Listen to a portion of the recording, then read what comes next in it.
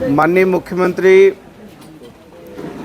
हेमंत सोरेन जी के आदेश पर हम 3 लोग सरायकेला जो रेल हादसा हुआ है, मैं माननीय मंत्री दीपक बिरुआ जी, माननीय विधायक दशरथ गगराई जी गए थे और हम लोगों ने उस स्थल का भी निरीक्षण किया जिस स्थल पर यह दुखद घटना घटी है। इसमें 2 लोग की मृत्यु हुई है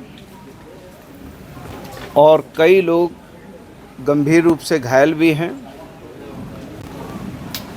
हम माननीय मुख्यमंत्री जी की तरफ से, सरकार की तरफ से उस शोक संतप्त परिवार को इस दुख की बेला में धैर्य और शांति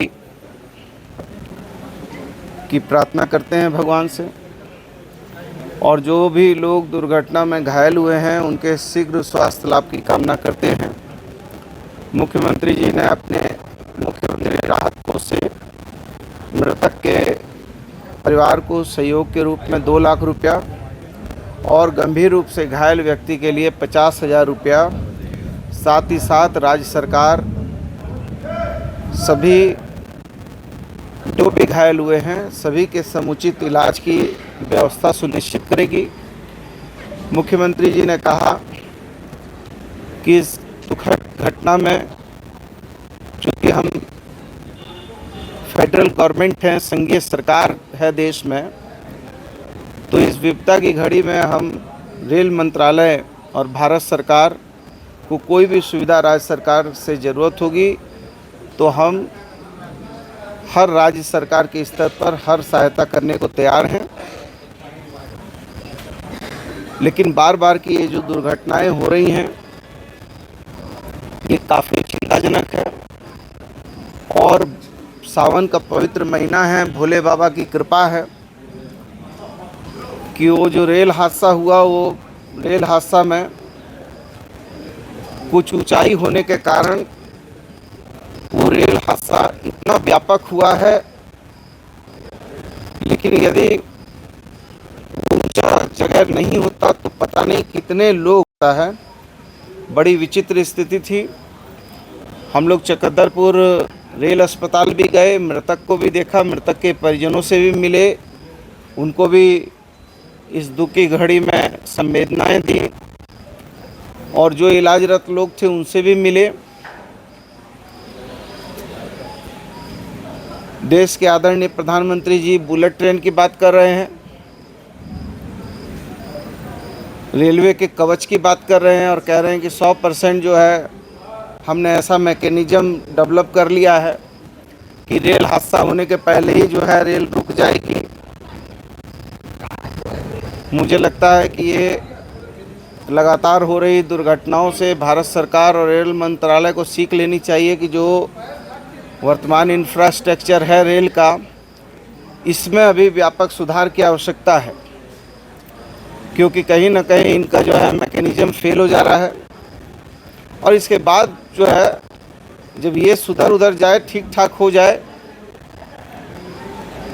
रेल डिरेल होने की दिशा कम हो जाए, तब जाके बुलेट ट्रेन की बात करना उचित होगा। खैर ये दुखद घटना है, इसमें हमारी सरकार की पूरी संवेदनाएं हैं और हम पूरी तरीके से जो भी घायल हैं और जो मृतक हैं उनके साथ हमारा संवेदनाएं हैं। हमारी भावना, हमारी जाके राज्य सरकार का पहुंच जाना, केंद्र सरकार के कोई आए हैं नेता, कोई सांसद गए हैं, कोई मंत्री गए हैं, तो संवेदनाएं कैसे दें जब हम आर्थिक उनको मदद कर ही रहे हैं। हमारी सरकार वहाँ डीएम एसपी 2-2 डीएम 2-2 एसपी लगे हुए हैं, पूरे स्वास्थ्य विभाग लगा हुआ है।